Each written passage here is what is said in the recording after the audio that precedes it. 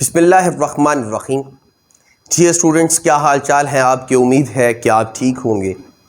बेटे, आज first year chemistry का चैप्टर नंबर 7 के गेस्ट आपको लिखवाने जा रहे हैं। बहुत आसान शॉर्ट सा एक चैप्टर है, बहुत अच्छे तरीके से इसे करें कि आप अच्छे नंबर ले सकते हैं। इसका कुछ हिस्सा पहले ही उन्होंने छोड़ दिया है, तो अब अगले हिस्से में जो उन्होंने किया है उसमें आपने क्या करना है और किस तरह से करना है। बेटा, सिस्टम सराउंडिंग स्टेट फंक्शन, ये टॉपिक का नाम है। यहां से आपका क्वेश्चन बन सकता है, define the following terms. Short और लॉन्ग दोनों के लिए आ सकता है ये। Define the following terms, system surrounding state function, and fourth one is boundary. अगर इन दोनों दो आएंगी तो शॉर्ट क्वेश्चन आएगा, अगर ये चारों आए तो लॉन्ग क्वेश्चन आएगा। अच्छे तरीके से इसे कर लीजिए। First law of thermodynamics, short long दोनों के लिए important. Right the detail note on first law of thermodynamics. ये लॉन्ग में भी आ सकता है, ये शॉर्ट भी आ सकता है। और इसकी जो पेज नंबर 199 के ऊपर लास्ट लाइन अगर देखें, the total energy of the system and surrounding remain constant, ये लाइन वो लिख के कह सकते हैं जस्टिफाई। तो अब आपने फर्स्ट लॉ ऑफ थर्मोडायनामिक्स को ही यहां एक्सप्लेन करना है और बताना है। अच्छा बेटे, फर्स्ट लॉ ऑफ थर्मोडायनामिक्स के बाद इंपॉर्टेंट लॉन्ग क्वेश्चन है एंथैल्पी। एंथैल्पी क्या होती है? Right the detailed note on enthalpy. ये लॉन्ग क्वेश्चन आएगा, बड़े अच्छे तरीके से करें।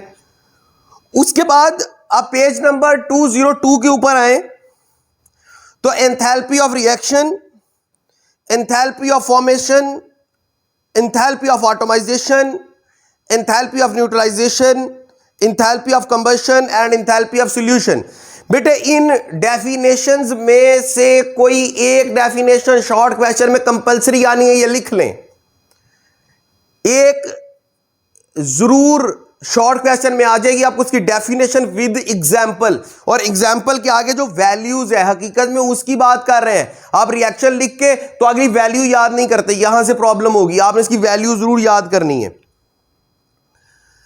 ग्लास क्लोरीमीटर भी इंपॉर्टेंट है, लेकिन शायद ये पेपर में ना आए, बल्कि bomb calorimeter is the most important long question. Write the detail note on bomb क्लोरीमीटर।